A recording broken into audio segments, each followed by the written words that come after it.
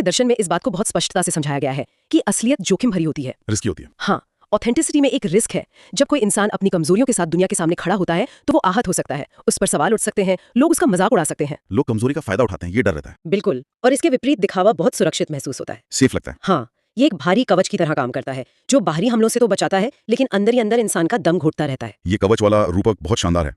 कवच हमें बचाता तो है, लेकिन उसका सारा बोझ भी तो हमें उठाना पड़ता है ना। बिल्कुल, उसका एक भारी वजन होता है। हम खुद को सुरक्षित रखने के चक्कर में अपनी चारों तरफ एक पिंजरा बना लेते हैं, और फिर एक दिन वही सुरक्षा हमें अपनी सबसे बड़ी कैद लगने लगती है। और ठीक इसी बिंदु पर आकर इंसान को सत्य की असुविधा महसूस होने लगती है। सत्य की असुविधा? जी, जब हम उस कवच के, उस मुखौटे के इतने अभ्यस्त हो जाते हैं कि उसे ही अपनी त्वचा समझने लगते हैं, तब सच बोलना या सच जीना एक बहुत ही असहज अनुभव बन जाता है। यही बात मुझे बार बार सोचने पर मजबूर करती है कि सत्य इतना असहज क्यों है। क्योंकि सत्य को कंट्रोल नहीं किया जा सकता। हाँ, अगर हम स्रोत पर गौर करें तो ओशो कहते हैं कि सत्य अप्रत्याशित है, अनप्रेडिक्टेबल है, इसे कंट्रोल नहीं किया जा सकता।